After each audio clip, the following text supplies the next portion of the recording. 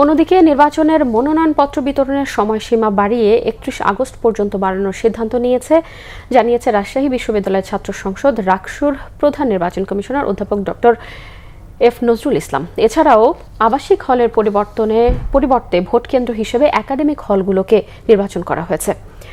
মঙ্গলবার বিকেলে রাকসু নির্বাচন কমিশন অফিসে এই তথ্য জানান তিনি। এ সময় পরিবর্তিত সিদ্ধান্তগুলো বাস্তবায়নে নির্বাচনের তারিখ পিছিয়ে যেতে পারে বলেও ইঙ্গিত দেন তিনি।